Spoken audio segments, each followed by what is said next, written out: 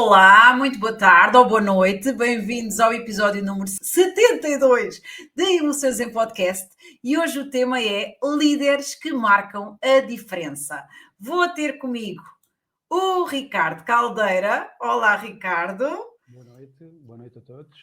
Muito obrigada por ter aceito aqui o meu convite em estar aqui comigo hoje nas Emoções em Podcast, um programa que surgiu no intuito de trabalharmos e falarmos de temas que ajudam, contribuem de alguma forma para aumentarmos os níveis de saúde mental e de bem-estar e hoje então trouxemos aqui este tema, líderes que marcam a diferença.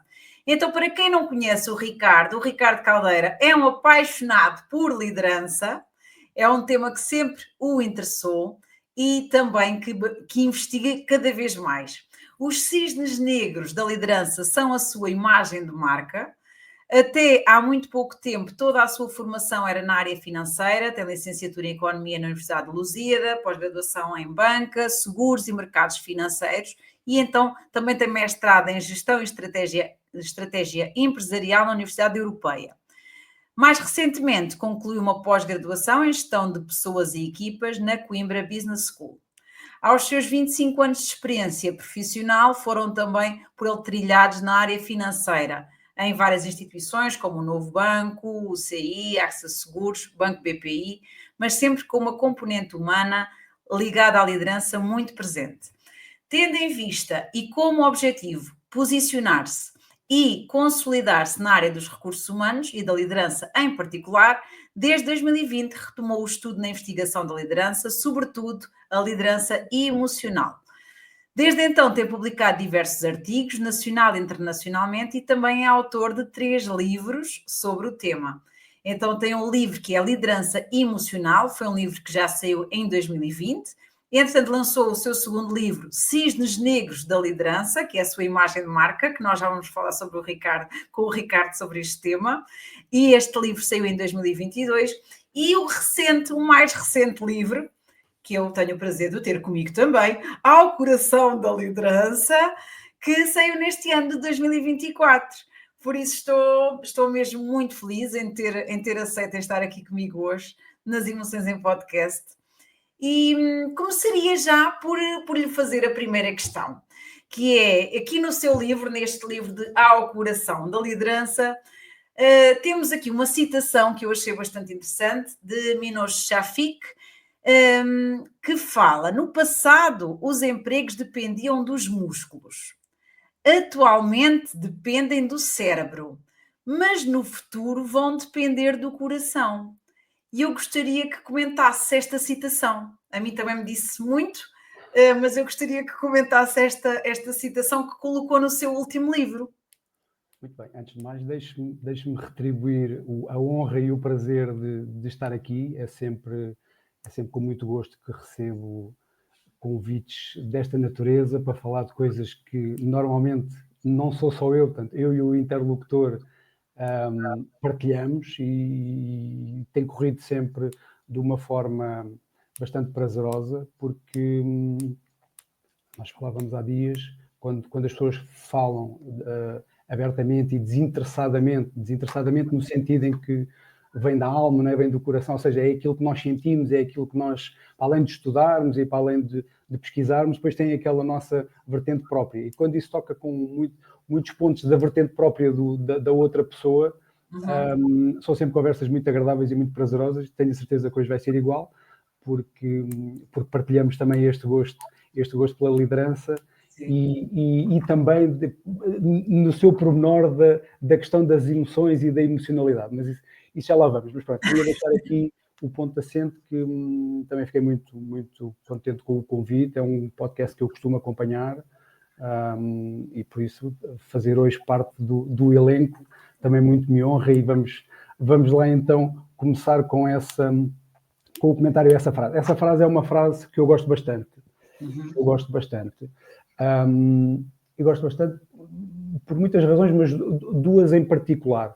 Eu acho que é uma simples, mas quase genial retrospectiva evolutiva do conceito de trabalho, do que está ligado aqui a esta questão mais organizacional.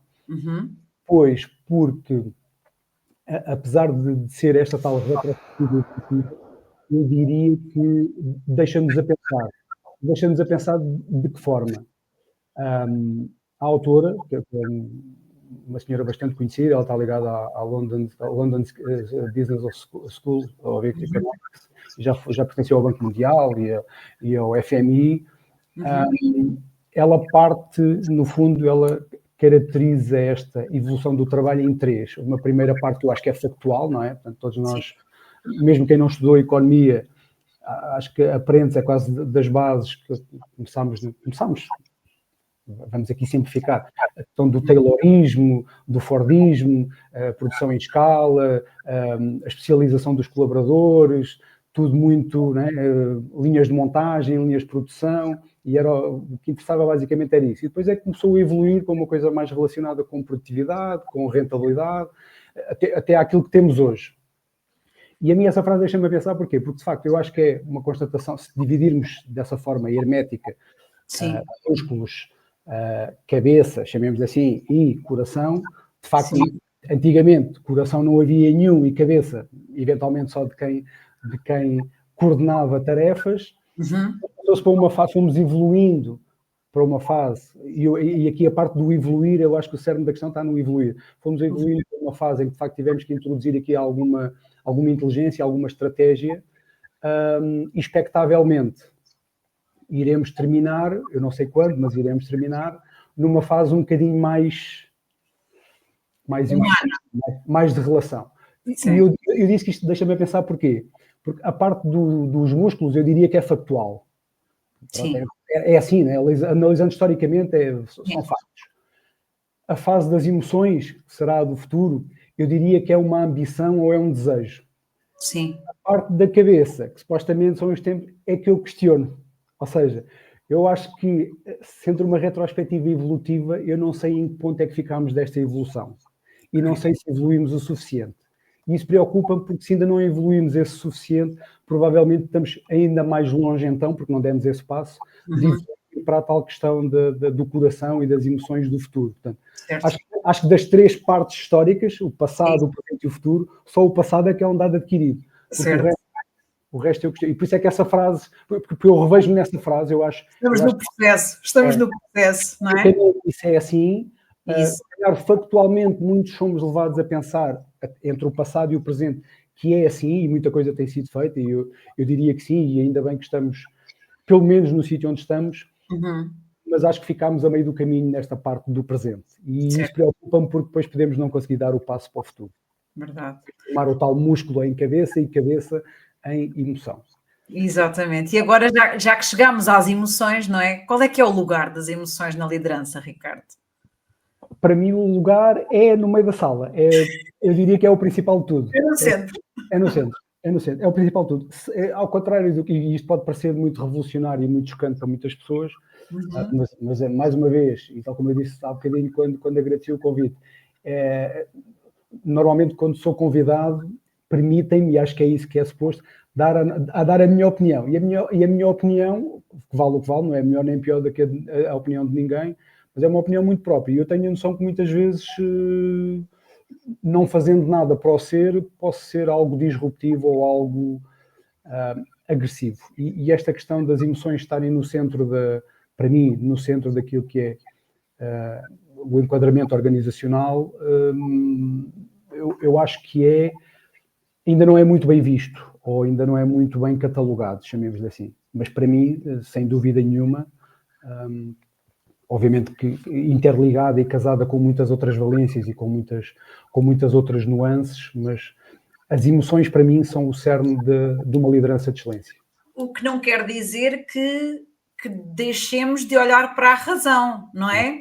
Quando o Ricardo diz as emoções no centro, não quer dizer que sejamos só emoção. A razão, em princípio, tem que sempre que também estar em algum equilíbrio, mas no centro a emoção. No livro digo que, para mim, as duas grandes competências de um líder são, que no fundo interligam e casam estes conceitos todos, são duas. A tomada de decisão, que tem muito de razão, lá está, mas também tem muita emoção, e muitas vezes costumo fazer apresentações onde desconstruo e consigo, acho eu, comprovar quem não acredita nisto, que as emoções não interferem na tomada de decisão e não são, ou não devem ser, porque nós aprendemos desde pequeninos a não misturar os negócios com prazer, não é? E a não misturar trabalho é trabalho, conhaque é conhaque, mas nós percebemos que no nosso dia-a-dia tomamos 1001 decisões com base em emoções e muitas delas nem sequer nos apercebemos que as tomamos, ou que as tomamos em função de estados de espírito, de emoções, de sentimentos, etc.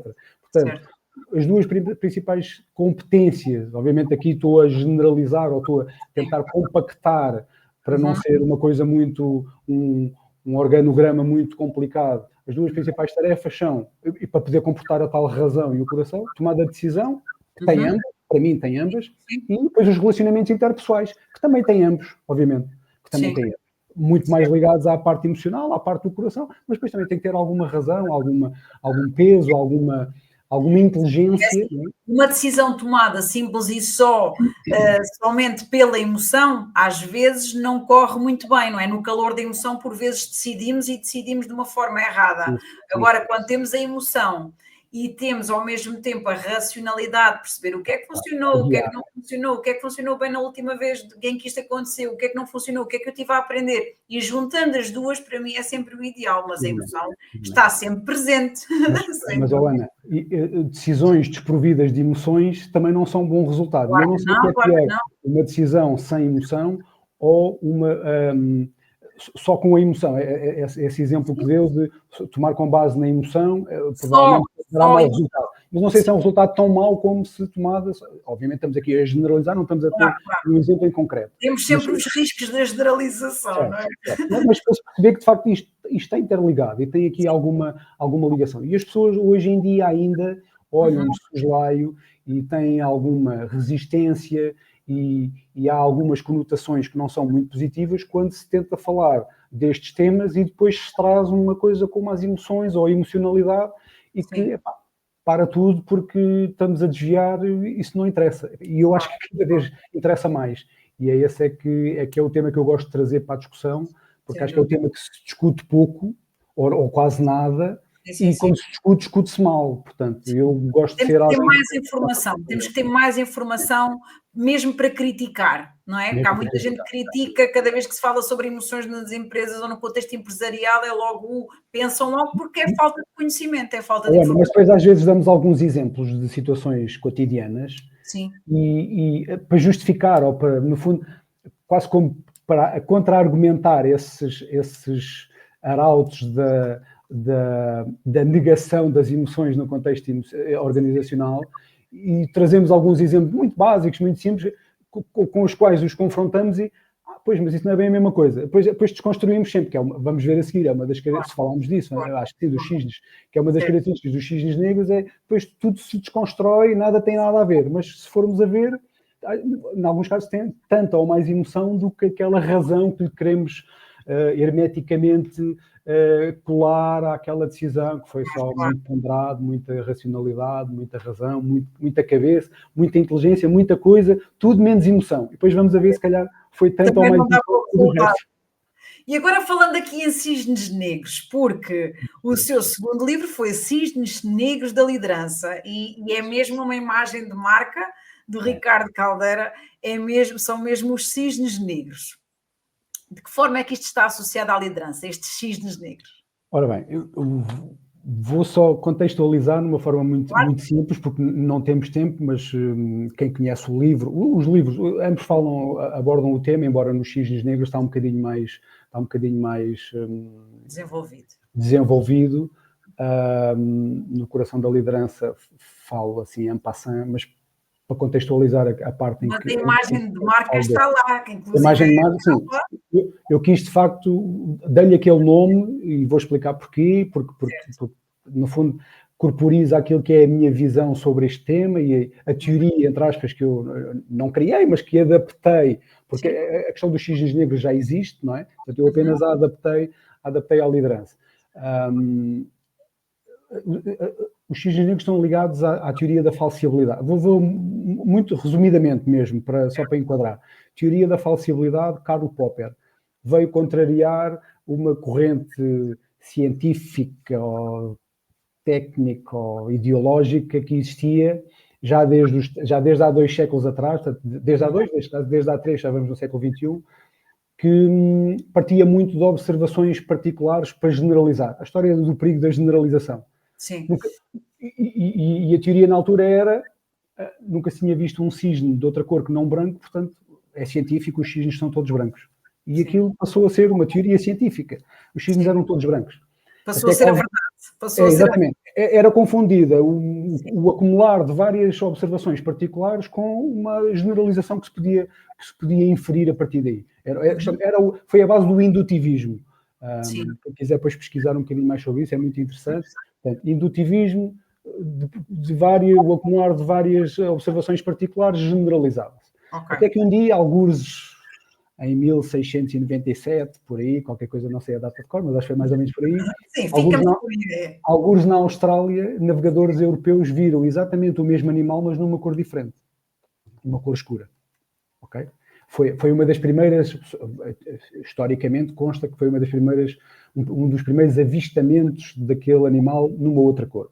E então, passando outra vez para o Karl Popper, para a teoria da falseabilidade, para entrarmos nos cisnes negros, o que é que o Karl Popper mais tarde, 2 séculos mais tarde do indutivismo, da consolidação do indutivismo, veio dizer que o que é científico não é aquilo que se comprova pela repetição, é antes aquilo que pode ser contrariado, ou seja, o facto de vermos milhões, trilhões, a quantidade que vocês quiserem de cisnes brancos, nunca vai provar que todos os cisnes são brancos. Claro. Mas basta haver um. Basta haver um que não é branco. E já prova qualquer coisa. Prova que nem todos os outros são brancos. Exato. E aí dá-se o poder do um ao todo, ou à multidão.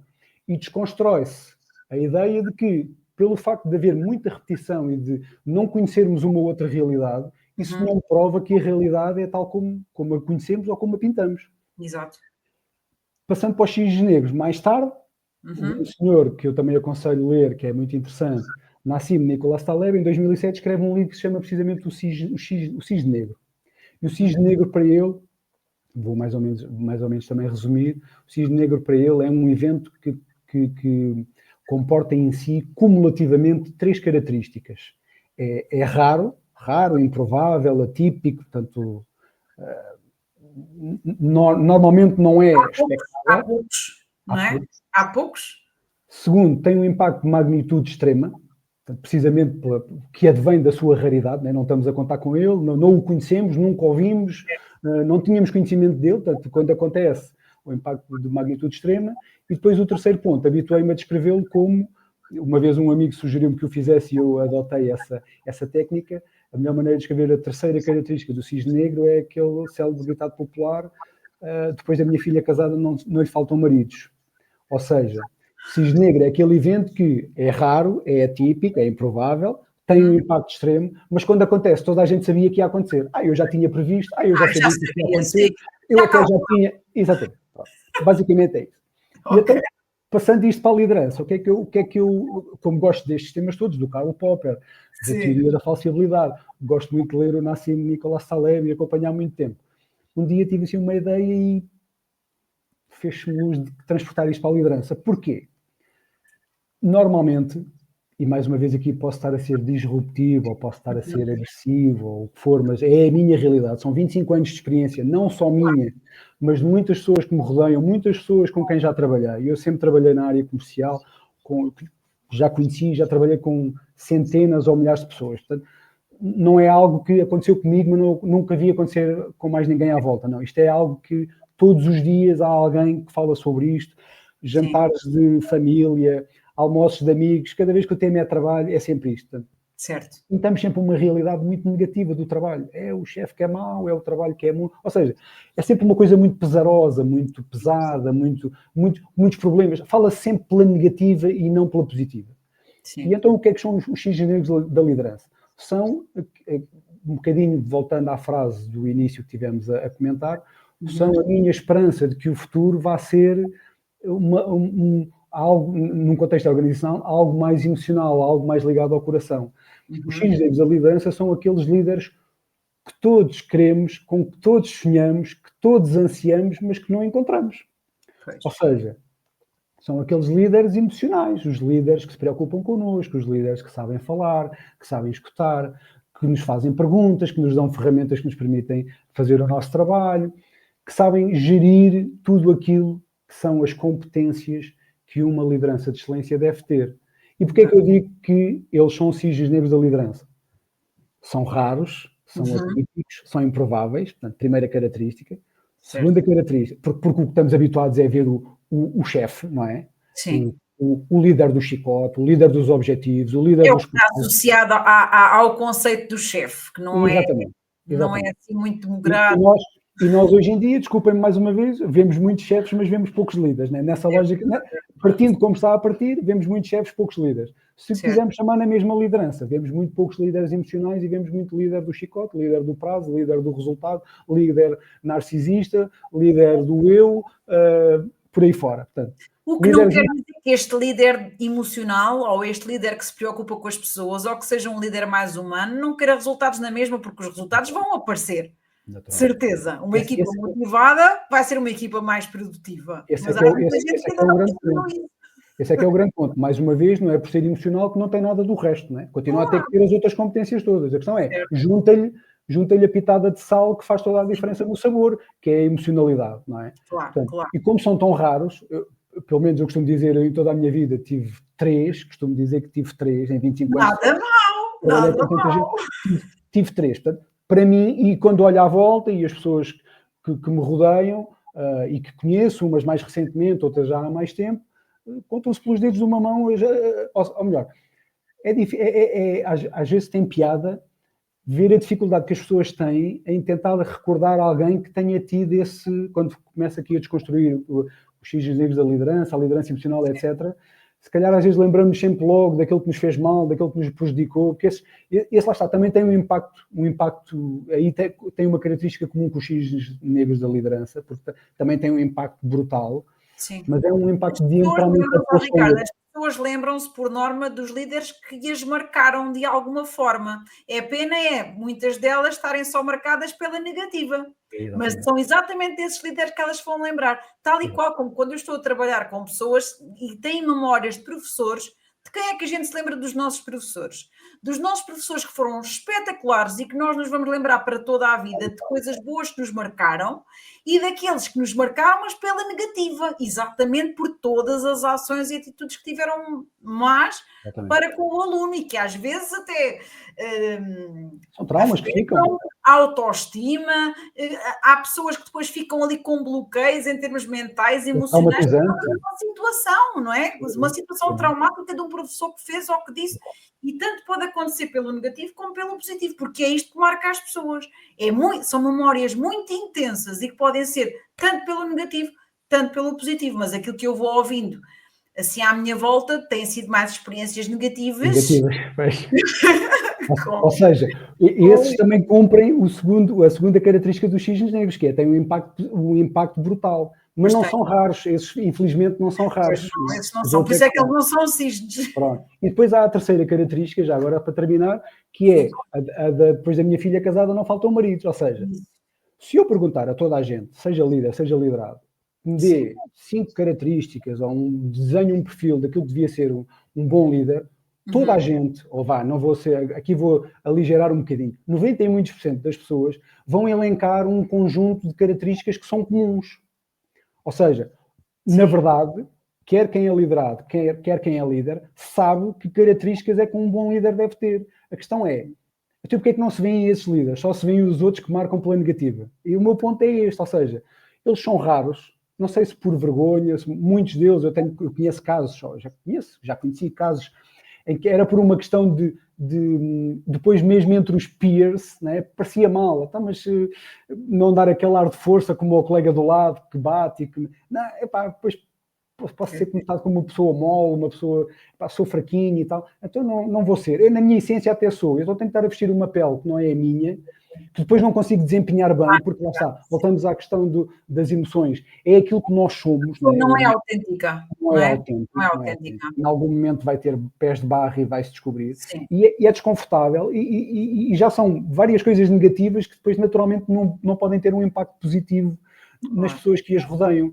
Não é? Portanto, muita negatividade, muita pessoa a gerir com os princípios errados, com os valores errados, com as diretrizes erradas, torna-se massificado, esquecem-se os outros. Pior, não existem os outros. Não Certo. existem os outros, temos que os caracterizar como cisnes negros. São raros, é muito difícil encontrar alguém assim. Sem dúvida. Quando os encontramos tem um impacto brutal, porque estamos tão habituados ao negativo que parece alguém desta natureza e nós, uou, que é isto? Um Messias. Vou até ao fim do mundo com esta pessoa. E o terceiro, toda a gente sabe como é que eles são, mas ninguém sabe fazer o que eles devem fazer. Ou seja, que é o que eu costumo dizer. Se sabemos a teoria, o que é que está a faltar para pormos na prática? Pois é. E a Mas minha grande é que questão é essa. na maior parte das organizações ainda não vemos aquilo que é o ideal, não é? Não. Toda a gente sabe o que é o... E assim... Fala-se muito, Ana, há muito a cultura de, às vezes, para show-off, para passar para fora, para não sei o quê, que as pessoas, mas depois vamos ver o dia-a-dia, e eu ouço histórias, sempre ouvi, e, portanto, ou seja, nada mudou. Eu estou a falar hoje como podia falar há 25 anos quando comecei a trabalhar. Histórias minhas e histórias, porque eu sou uma pessoa muito atenta e muito observadora. E vou guardando, às vezes. O primeiro livro tem histórias que eu não particularizo, umas foram comigo, outras não, mas são histórias já há 10 ou há 20 anos. O engraçado, que não tem piada nenhuma, é que se continuam a repetir. Eu podia contá-las como sendo de hoje, porque nada mudou. E esse é que é o tema, ou seja, sabemos o que é que um líder deve ser, sabemos o que é que precisamos. Eu, enquanto liderado, sei o que é que preciso que o meu líder, ou o que é que eu gostava que o meu líder fosse. Sim. O meu líder sabe, porque às vezes também é liderado, o que é que o líder dele devia ser, ou o que é que espera de um líder. Sim. Teoria perfeita, 100%, 20 valores. Vamos ver a prática. Falha. Se fizeram-me a mim, eu vou ter que fazer a alguém. Se passam para mim, eu tenho que passar para... Ou seja, não há ninguém que quebre o ciclo. Não é? Eu conheço muitas pessoas, também me aconteceu isso, que enquanto lideradas reclamavam com tudo e mais alguma coisa que lhes aconteciam, agora são líderes, fazem aos outros exatamente o que não gostavam e criticavam que lhes fizessem a eles. E voltam a repetir. Uma bela oportunidade de quebrar o ciclo e não conseguem. Verdade. Se pudesse escolher, Ricardo, assim, 3 características de um líder que marque pela diferença, quais é que escolheria? Eu sei que são muitas as características, mas se pudesse assim escolher 3, quais é que escolheria? São muitas e estão todas depois sempre interligadas, né? Portanto, Sim, tem que ter, claro. O principal para mim tem que ser esta parte mais, este vínculo mais emocional, ou seja, tem que se criar relação com as pessoas. A empatia e o relacionamento. Não é aquela coisa de estamos todos numa sala a trabalhar, mas chamar aquilo uma equipa é a mesma coisa. Eu, quando estou a apanhar o metro, também estou todos os dias ao lado das mesmas pessoas e não somos uma equipa. Certo. Somos pessoas que apanhamos o metro todos os dias no mesmo sítio à mesma hora. Elas conhecem-me de vista, eu conheço-as de vista. Mas não somos uma equipa. Nas organizações é a mesma coisa. Somos pessoas que fazemos o nosso trabalho todos os dias no mesmo sítio, rodeados das mesmas pessoas. Se não quisermos saber delas, ou se não tivermos nenhum cuidado, nenhuma preocupação, chamar aquilo equipa, ou falar disto, falar de ambiente organizacional e do que quer que seja, né? Extrapolar para aquilo que o futuro vai ser... Não existe. Portanto, tem que ser uma pessoa genuinamente, mas tem que ser genuíno, tem que se preocupar com os outros e tem que procurar conhecer os outros e dar-se a conhecer. E aqui já estamos a agregar um conjunto de características, né, de vínculos, de personalidades, chamemos assim, que vão da inteligência emocional, a que eu junto também, entre aspas, inventei a emocionalidade inteligente, que é um bocadinho o contrapeso da inteligência emocional. Tem que ter habilidades de comunicação que são diferentes das outras, não é? Sim. Está bom, já está. Só pedi 3. Acabamos aqui muito tempo a descrever-las. Mas sim, já ficámos aqui com eu acho que deve valorizar, e eu valorizo isso, esta parte mais humana. Mais uma vez, sem negligenciar o resto. Todos temos tarefas para fazer, prazos para cumprir, objetivos para atingir, mas tudo se faz, e a Ana há bocadinho foi a Ana que disse, nem fui eu, tudo se faz de uma forma ou de outra. Sim. A primeira, depois se calhar andamos todos, nem nos falamos, não sabemos nada uns dos outros, etc. A segunda, celebramos em conjunto, ajudamos, a coisa tem outra, estamos mais motivados, se calhar vamos fazer mais do que aquilo que era o inicialmente estabelecido. Portanto, isto depois é uma bola de neve que... Porque a pessoa sente que não tem mais vontade de dar, não é? Quando um trabalhador sente que que o líder é atencioso, que é cuidadoso, que percebe quais é que são as suas necessidades, também vai dar mais do seu trabalho e do seu tempo quando for preciso, não é? Alguém que sente que é cuidado também vai fazer e com gosto, e é esta a grande diferença. Há pessoas que ainda não perceberam isso. Estarmos a fazer, o chegar estar sempre a fazer contagem decrescente até chegar ao fim de semana, que é alguém que não gosta do sítio onde está a trabalhar, para ele trabalhar é mesmo só para ganhar dinheiro, e entre aquela pessoa que vai para o trabalho satisfeita porque gosta do líder, gosta dos colegas de trabalho, trabalha bem em equipa, é completamente diferente, faz uma diferença gigante. E aquela questão de proliferarem por aí, e também não venham dizer que é mentira, porque qualquer pessoa que esteja a ouvir agora ou que vai ouvir depois, quando aquilo que eu vou dizer vai perceber o que é que eu estou a dizer e se calhar vai dizer, se calhar afinal até nem está a exagerar tanto. A quantidade de situações que proliferam por aí a equipa é muito boa e o trabalho é muito bom quando o chefe está de férias. Ou quando teve que faltar por alguma razão, ou quando teve que sair mais cedo, ou uma coisa qualquer. Quando ele não está, aí é que nós estamos na nossa praia. A quantidade de vezes que isto acontece. Ainda hoje. Atenção, ainda hoje. Bom sinal. A sexta-feira à tarde. A dor de barriga à noite. Estando o chefe, não estando o chefe, trabalha sempre bem, nem sequer se nota, não é? Essa é que devia ser a grande questão, não é? Essa é que devia ser a grande questão. Mas não. A presença é notada e é sentida e muitas vezes com grandes prejuízos de muita coisa. Mas a ausência, então, é uma festa. É muito triste que seja assim. É muito triste. Então, quais é que são os benefícios de se ter um cisne negro na liderança de uma equipa? Eu acho que temos estado a falar só de... Né? Sim, só para termos assim mais. O cisne negro de uma equipa é isto mesmo. Sem que seja nada proposital. Ou seja, é tudo... Há bocadinho utilizou uma expressão que eu também gosto muito de utilizar, que é a autenticidade.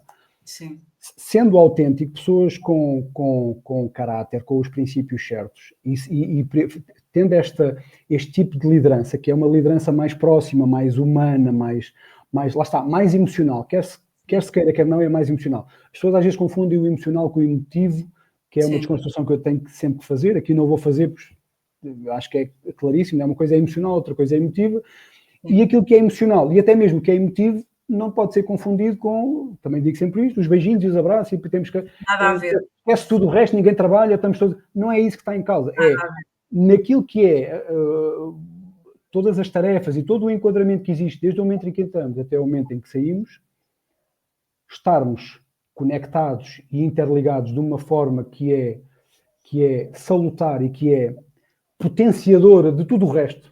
Vai-se trabalhar mais, vai-se estar mais motivado, vão-se atingir melhores resultados. Claro. O resultado individual vai melhorar o resultado coletivo coletivo melhora o resultado da equipa, o resultado da equipa melhora o resultado da organização, o resultado da organização melhora o resultado do país no limite, o resultado do país melhora... Isto é escala, isto é escalável, não é? Portanto, mas isso acontece quando? Quando, de facto, temos este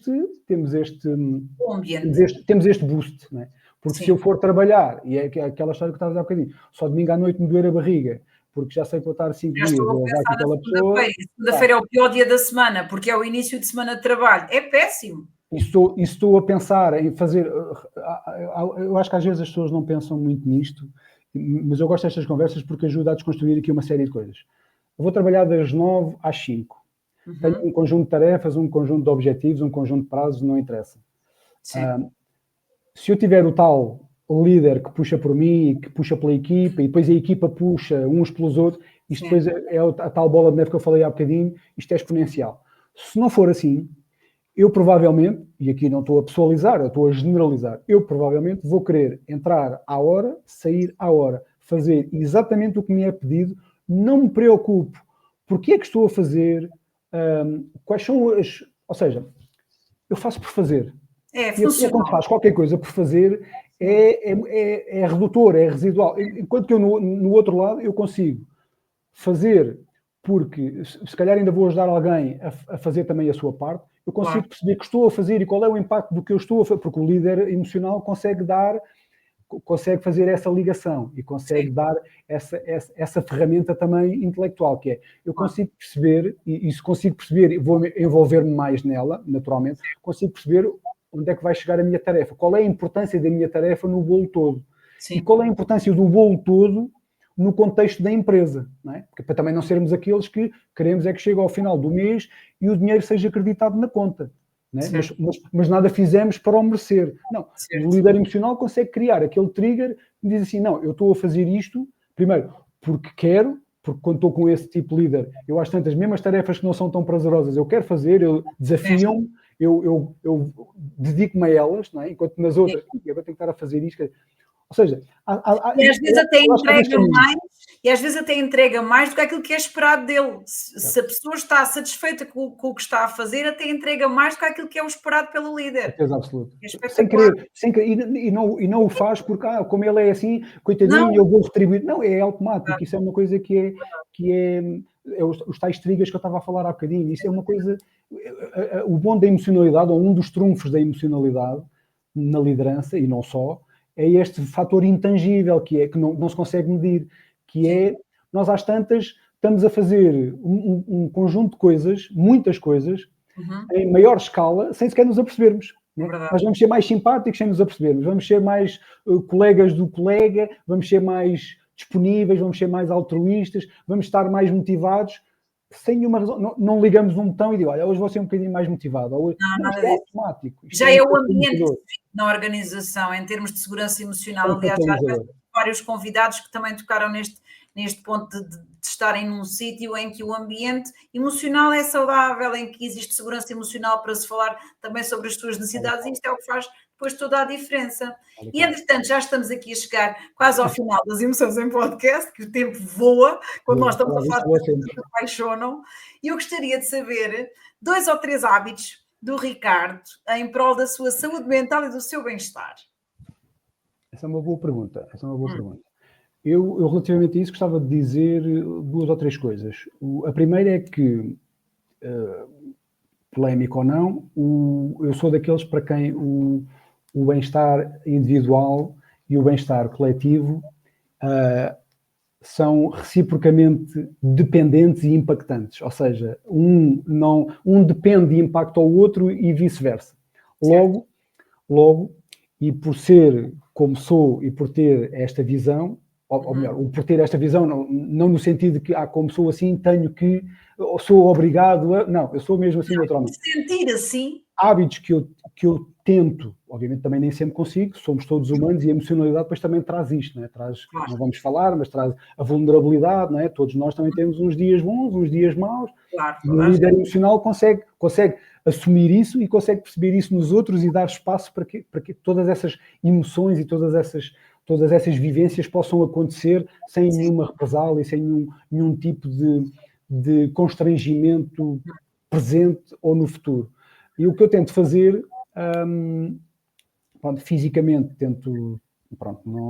neste momento por acaso estou um bocadinho desleixado naquilo que é o único desporto que eu atualmente costumo fazer, que é correr, mas estou um bocadinho destreinado, mas ainda assim todos os dias ando uma média de 5, 6 km, portanto faço, na parte física tento fazer, vou a pensar em coisas, vou escrevendo mentalmente, sou muito, como diz o outro, agora aqui um apontamento que é uma espécie de uma piada, mas que eu gosto de utilizar.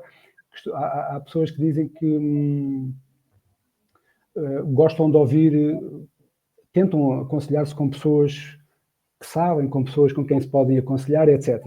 E houve uma vez alguém que disse, eu também faço isso, falo sozinho, falo comigo próprio. Eu sou a pessoa eu também sou um bocadinho assim, gosto de me aconselhar, sou um bocadinho, vou falar sozinho, vou pensar em muitas coisas.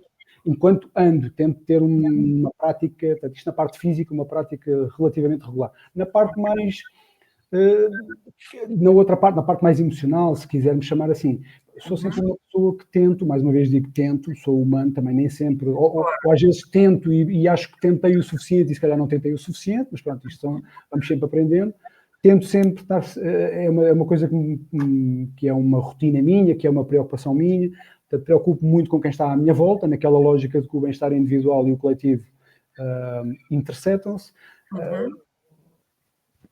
Procurar sempre muito presente também para os outros. A cada vez que nós ajudamos alguém ou que temos uma palavra amiga com alguém, isso também contribui para o nosso bem-estar. Mas numa lógica não só de ajudar, obviamente se puder ajudar, ótimo, mas fazer aquilo que muitas vezes, a maior parte das pessoas não faz, que é o preocupar, o perguntar. Eu depois, eventualmente, até posso não ser a pessoa que vai ajudar a resolver aquele problema. Exato. Mas se alguém, ele pelo menos veio ter comigo, viu que eu não estava bem, procurou-me, perguntou-me. Depois eu não quis falar, ou eu expliquei-lhe o problema, mas de facto não é ele que pode resolver. Mas eu acho que dá um conforto, não é?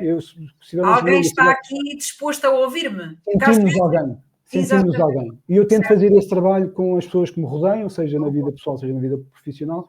Tento estar sempre muito atento e tento não deixar de intervir e não perder tempo na intervenção, quanto mais não seja nesta simples de está tudo bem, posso ajudar. Precisas de alguma coisa, posso ajudar em alguma coisa, não é? Parece uma coisa muito simples, muito básica, mas mais pode uma vez, fazer a diferença no dia da pessoa, não é? Pode fazer a diferença. Alguém se preocupou comigo. Uma mensagem final, Ricardo. Mensagem final. Juntem-se aos cisnes negros. É este movimento que eu estou a tentar consolidar e massificar como eu chamei num artigo que publiquei recentemente, o neoliderancismo, que é o eliminar este tipo de liderança mais caquética, mas que se perpetua nas organizações, e substituí-la por realmente hábitos organizacionais mais dinâmicos, mais modernos, mais humanos, mais relacionais, e isso só se consegue fazer. Também escrevi sobre isso há pouco tempo e vou querer aprofundar isso mais. Eu, a certa altura, uma vez disse que, para mim, um bom líder tem que ser intrinsecamente uma boa pessoa, um bom caráter. Ou seja, uma pessoa que não tenha um bom fundo, nunca será um bom líder. E isto leva-me ao conselho que é, correndo o risco de os maus caráteres aqui também estão incluídos, e isto depois pode ser prejudicial, mas eu acredito que há muito mais bons caráteres do que maus caráteres por aí. É o replicar de um conselho que eu ouvia muitas vezes e que na altura se calhar não o percebia e não o valorizava, mas hoje olho para trás e acho que me ajudou bastante, e até porque se tornou uma espécie de um lema de vida, que é: sejam vocês próprios. Se nós formos nós próprios em qualquer circunstância, onde for, a nossa maior mais-valia, o nosso fator diferenciador, a vantagem competitiva é a nossa unicidade. Não há mais nenhum Ricardo Caldeira no mundo. Então temos que aproveitar o que o Ricardo Caldeira tem que mais ninguém tem. Há muitas coisas que o Ricardo tem que toda a gente tem. Mas o pacote completo ninguém tem. Portanto, é nisso que temos que apostar. Não ter vergonha de nada e sermos nós próprios em qualquer circunstância. Acho que é um conceito que eu gosto de dar porque tento praticá-lo e nunca me dei mal com isso. Obviamente com emoção, não é? Com emoção, mas gerida, com inteligência emocional e a emocionalidade inteligente, mas lá está, não vestir máscaras que não são nossas, não fazer papéis que não são nossos, porque o que não é autêntico depois não... Ninguém segue alguém que é de plástico ou que é uma máscara, não é? Não. Sem dúvida. E as máscaras, mais cedo ou mais tarde, acabam por cair. Por isso, mais vale mesmo é ser autêntico, sermos nós próprios. Isso mesmo. Espetacular. Muito obrigada, Ricardo. Obrigado eu, mais uma vez. Foi muito bom. E para todos que ainda nos estão a ouvir, desejo a continuação de uma excelente semana e encontramos-nos na próxima segunda-feira para mais um episódio de Emoções e Podcast.